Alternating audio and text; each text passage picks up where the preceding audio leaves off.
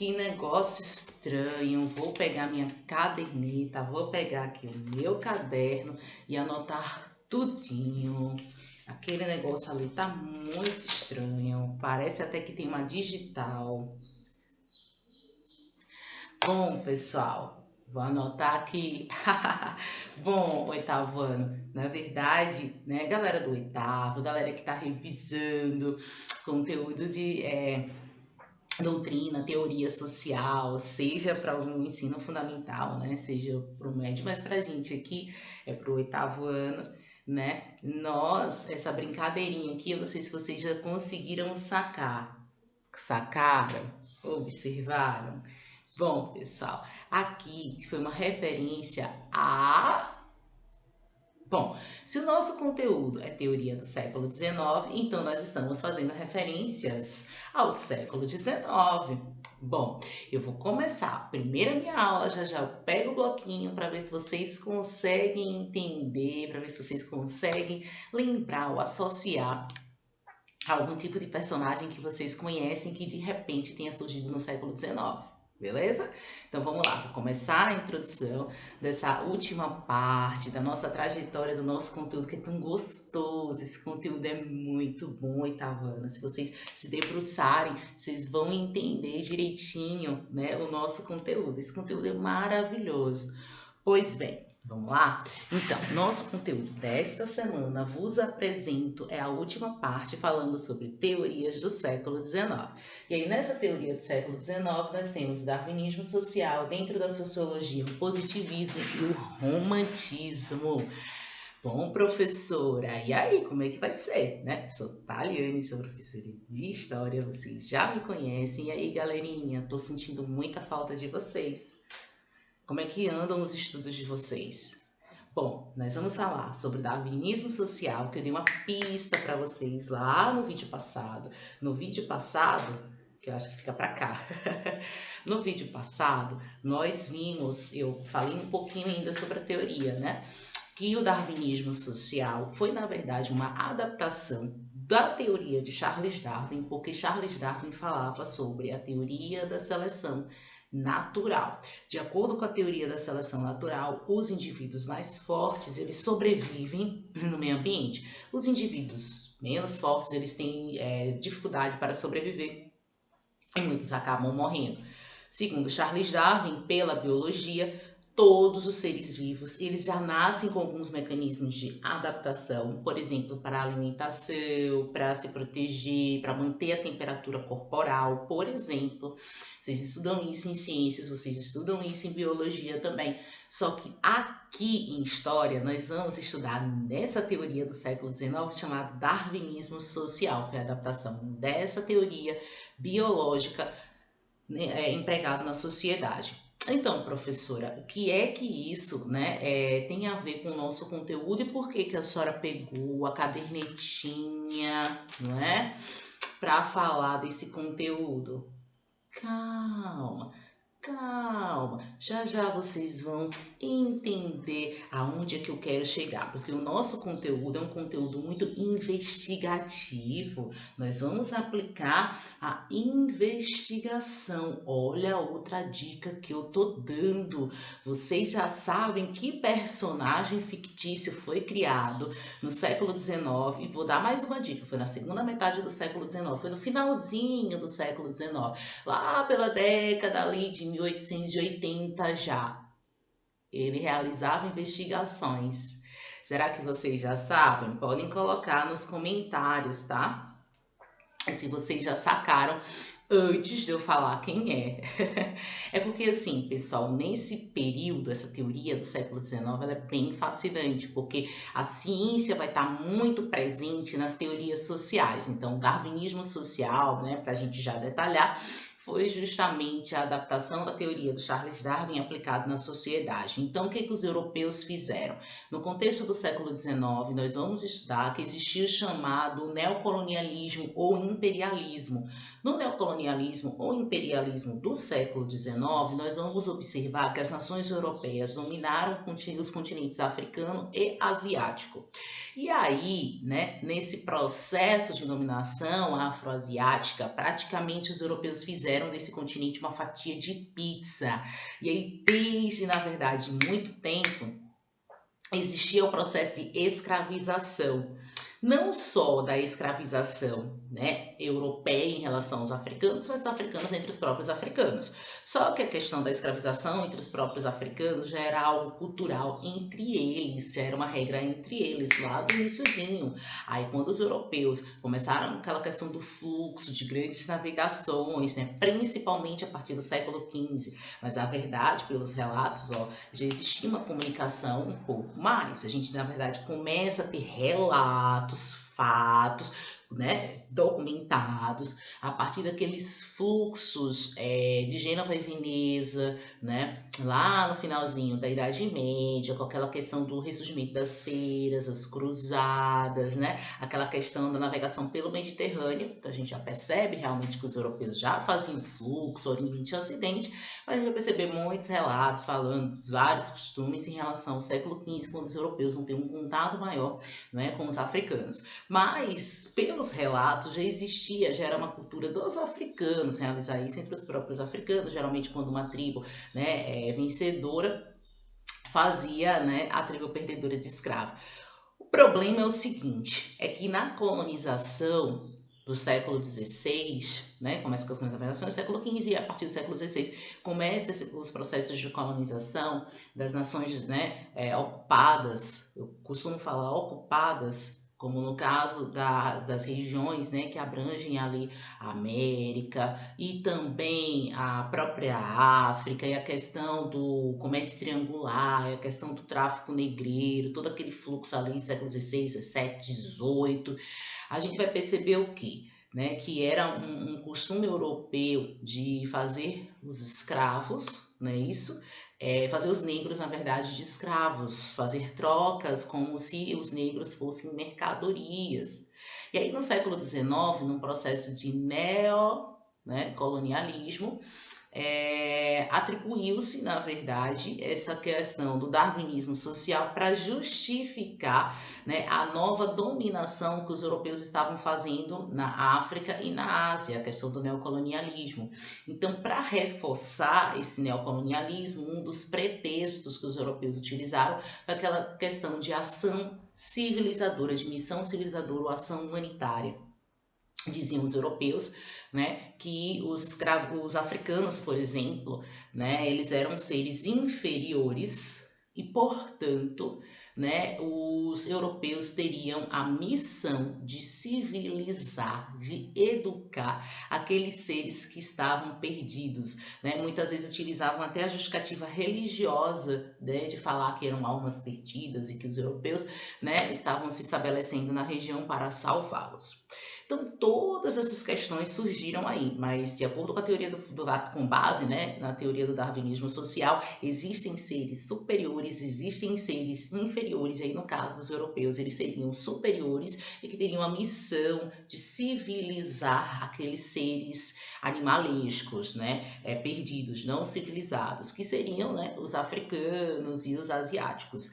Aí, isso foi a porta de entrada para que os europeus realizassem um novo processo de ocupação e um novo processo, na verdade, de dominação dessas regiões. Por quê? Porque nós vamos ver lá na frente que os europeus, por exemplo, fizeram muitos africanos de escravizados dentro da própria África. Um exemplo é a Bélgica, né? Exemplos, na verdade, foram várias regiõezinhas ali da parte norte que foram dominadas pelos franceses, a parte sul da África que foi dominada pelos ingleses, que teve vários conflitos, isso tudo utilizando como justificativa o darwinismo social, que sim existiam raças, que existiam seres que eram superiores e raças inferiores, e que as inferiores deveriam ser realmente, verdadeiramente dominadas pelas superiores, tá?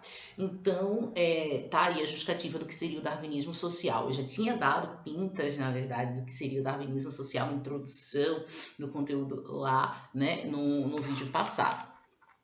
Outra teoria, então, importante, né, nessa aula aí, nossa, é justamente também a questão do positivismo. O que foi o positivismo, professora? O positivismo foi uma das doutrinas da sociologia Surge no século XIX o positivismo, né?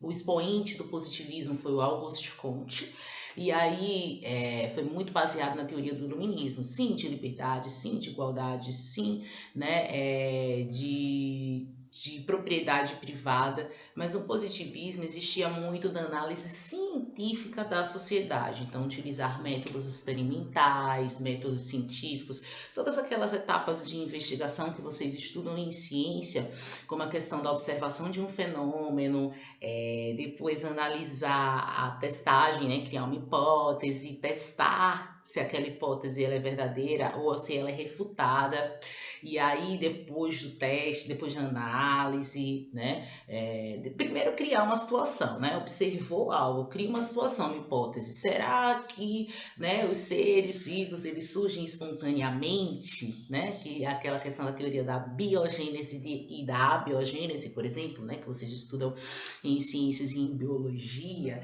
Então, vamos observar, né? Vamos fazer experimentos, vamos testar para saber se essa teoria ela pode ser realmente comprovada ou se ela é refutada. Né? Depois de fazer o teste, vai se analisar os resultados. Então, na verdade, o positivismo aplicou para, né, as análises de fenômenos sociais esses métodos científicos, partindo da experimentação, por exemplo. Ok? Então, nós vamos perceber exatamente isso. Voltando aqui rapidinho a mostrar o meu quadro, vocês podem observar que tem aí darwinismo social, dentro da sociologia, uma das correntes sociológicas, o positivismo, e aqui embaixo tem falando sobre o romantismo, né? Eu já estou deixando pistas aqui para vocês, meus alunos, em relação ao livrinho aqui, que é o que eu vou falar agora do romantismo. Então, o positivismo é essa corrente, só para a gente fechar, dentro, né, da sociologia, que tem o objetivo, né, de traduzir os fenômenos sociais, as observações sociais, criando todo um método científico para isso. A outra teoria muito importante, pessoal do oitavo, é em relação ao nosso romantismo. Eu tô com um livro que foi expoente, tá? Que é o livro Os Miseráveis de Victor Hugo. Eu estou, na verdade, com a versão, né, uma das diversas versões, porque essa obra ela foi traduzida para várias línguas, tá? E aqui é uma versão, inclusive, repaginada para que vocês, né, adolescentes mesmo, pudessem ter uma linguagem mais fácil sobre a obra. A obra Os Miseráveis de Victor Hugo conta a história, né, do personagem Jean Valjean. Ela vai se passar na França, na época agitada do século XIX. Por quê? Porque realmente depois da Revolução Francesa nós tivemos o que? A Era Napoleônica.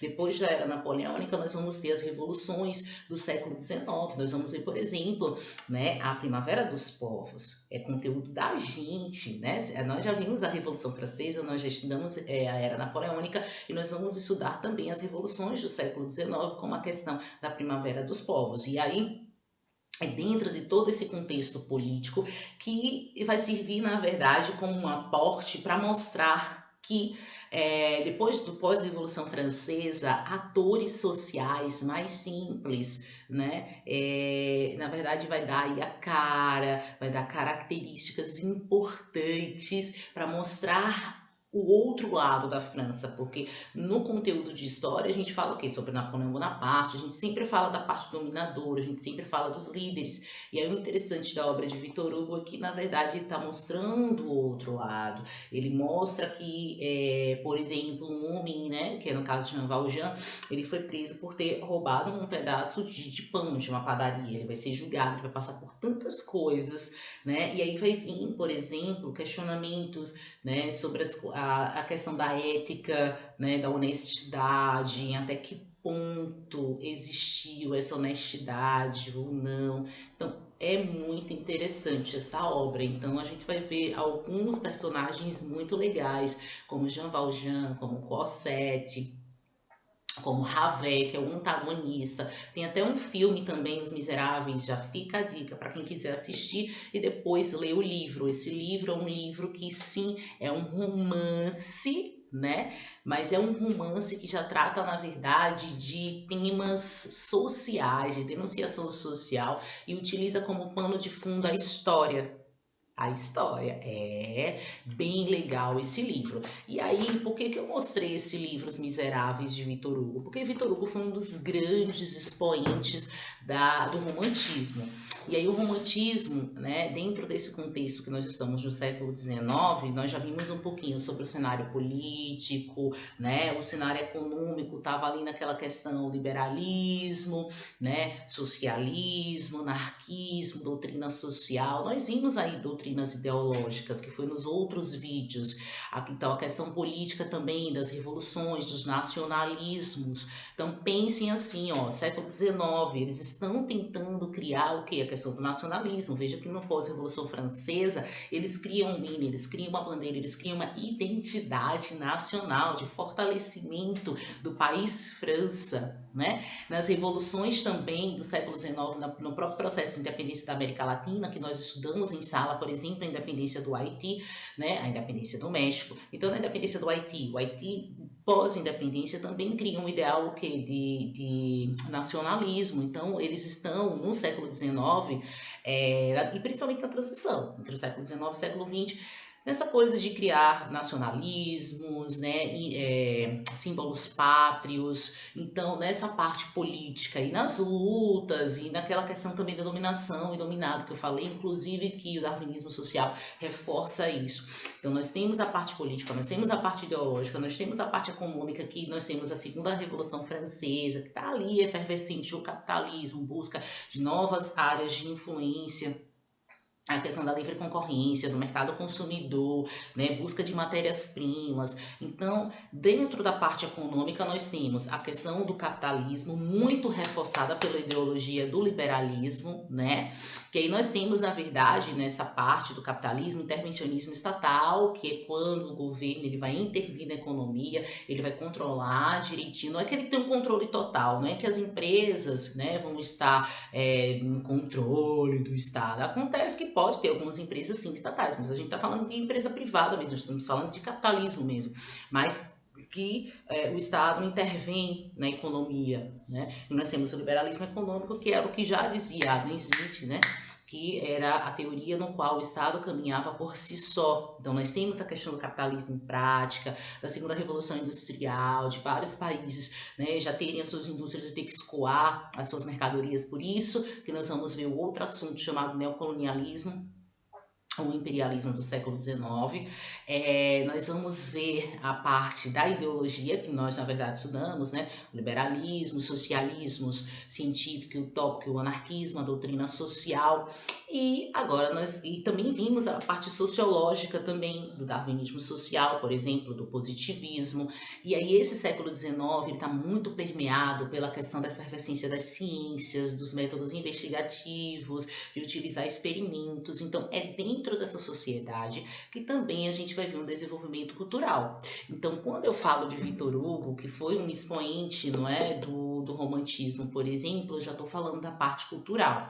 E a parte cultural, ela não foi só na literatura. Nós vamos ver nas artes de forma geral, então na pintura, na escultura, na música e, lógico, da própria literatura, como eu mostrei aí o livrinho para vocês. Então, Goethe, Beethoven, né, o próprio Victor Hugo, o Lord Byron, vão ser alguns nomes aí dessa corrente do romantismo do século XIX. Aqui no Brasil, por exemplo, nós também tivemos, não é? Assim, artistas importantíssimos do romantismo, que inclusive nós tivemos 3 fases do romantismo no Brasil, a primeira, segunda e terceira geração românticas. Isso aí já faz parte do conteúdo de literatura, mas que é muito interessante eu falar para vocês. A primeira geração romântica, que foi justamente aquela nacionalista, influenciada pelo contexto social, nós tivemos, né, o Gonçalves Dias, né, e o Gonçalves Magalhães. Gonçalves Dias, ele vai escrever um poema lindo, né, os famosos versos: minha terra tem palmeiras onde canta o sabiá, as aves que aqui gorjinham não gorjinham como lá, nosso céu tem mais estrelas Nossa mata tem mais cores, nossos bosques têm mais vida, nossa vida mais amores. Então, a gente vai ver aí a primeira geração romântica voltada para a questão do patriotismo, do nacionalismo, né, do reforçar o indígena, reforçar a mata, a fauna, a flora, né, como riquezas brasileiras, tentando criar uma identidade nacional. Nós vamos ver uma segunda geração romântica mais intimista, podemos dizer assim, mais byronista até, porque Álvares de Azevedo, por exemplo, ele segue muito essa questão da tendência do Conde Byron, que é aquela coisa mais introspectiva, mais escura, que eles vão falar sobre o mal do século, né? Vão questionar aí os sentimentos, os comportamentos humanos. Então, mas nós vamos ver então no Brasil, por exemplo, essa questão de Álvares de Azevedo, né? Casimiro Casimiro de Abreu, né, Fagundes Varela, entre outros. E a terceira geração romântica vai ser Condoreira, isso na parte da poesia, e nós vamos ter também na parte da prosa muitos outros, como José de Alencar, por exemplo.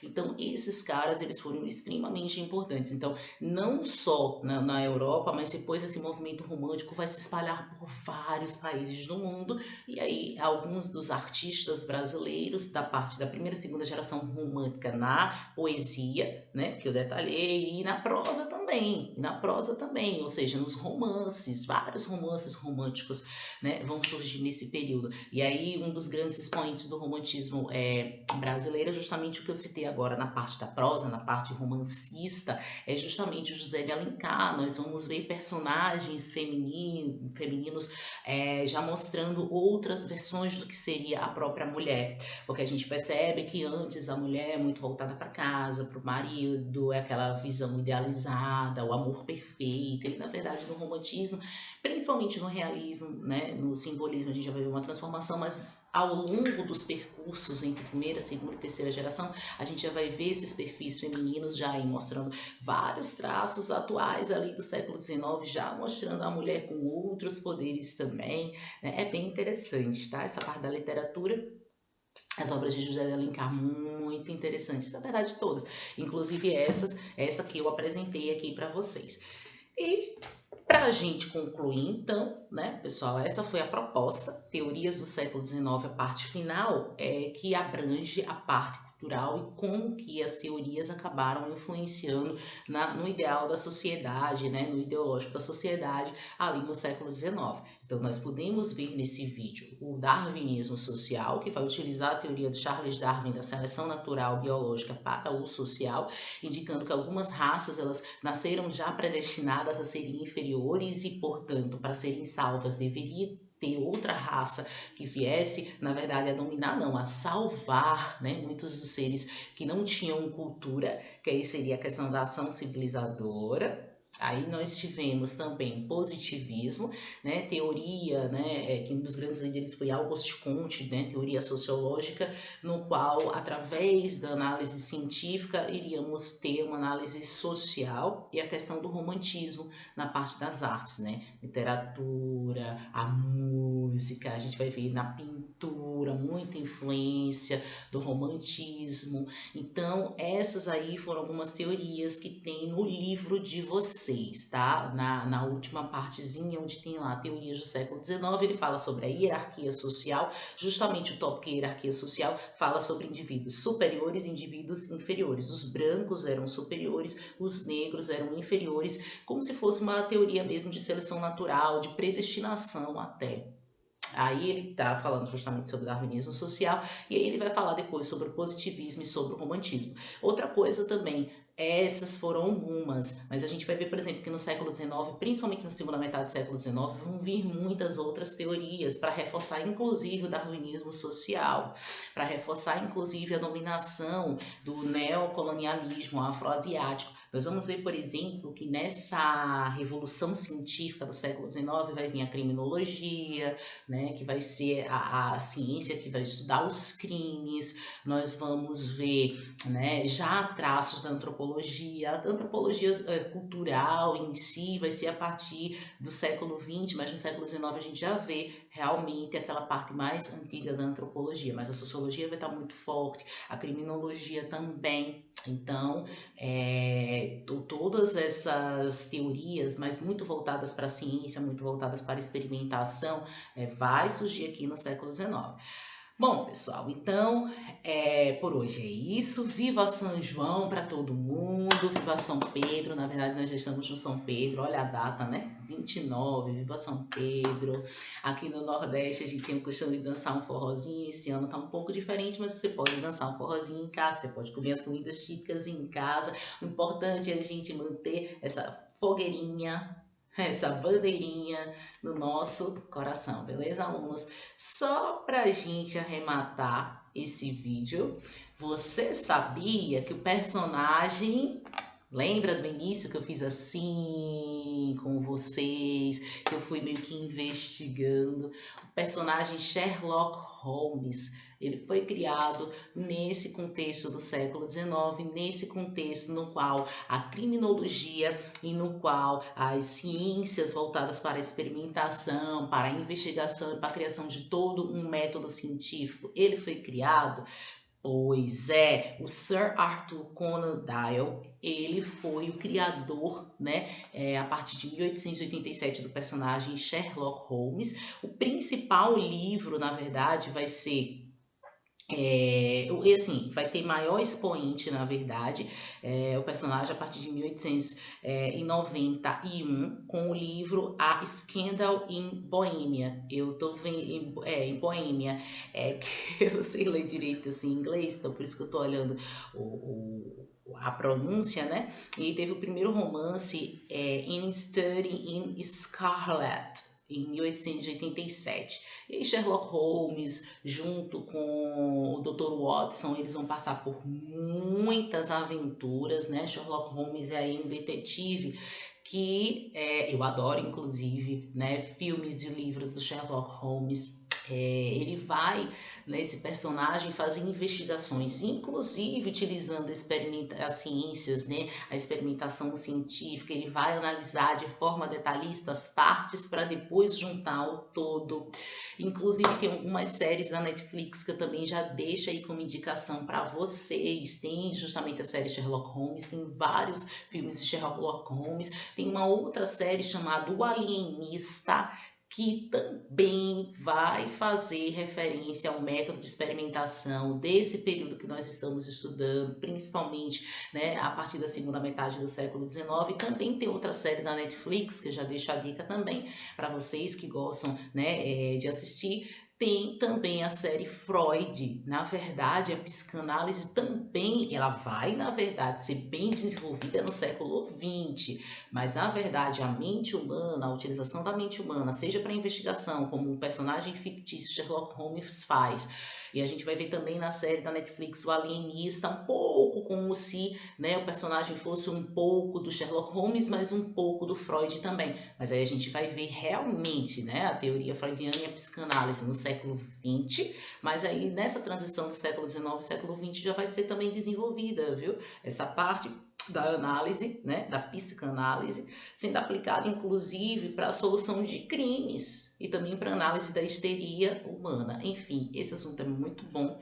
Eu amei, né, passar esse assunto para vocês, porque é uma abordagem muito ampla. A gente não fica só preso na abordagem política, né? A gente não fica só preso na questão da teoria, mas aí muitos personagens a gente vai vendo a justificativa do porquê que esses personagens foram criados. Legal, né, oitavo ano? Então, ó, espero que vocês assistam o vídeo, espero que vocês leiam esse capítulo que é muito bacana, espero que vocês possam assistir essas séries que eu indiquei, né, Freud, O Alienista, a questão do Sherlock Holmes, que tem a série, tem os filmes do Sherlock Holmes. Comece com os filmes do Sherlock Holmes, mas a gente vai ver que não só Sherlock Holmes, mas outros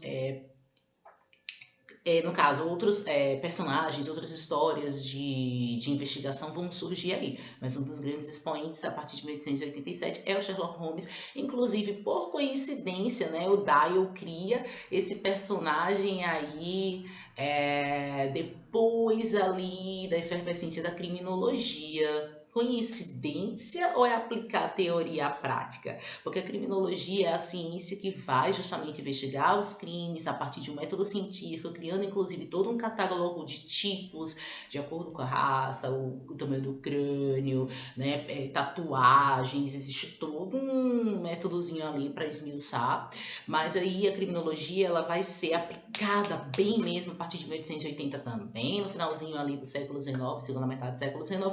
E aí, em 1887, surge Sherlock Holmes. Não é que o Dial, ele cria o primeiro personagem, né, sendo Sherlock Holmes, mas vai ser um personagem de grande expoente. Ó, beijo, tchau, viva São Pedro pra todo mundo e até o próximo!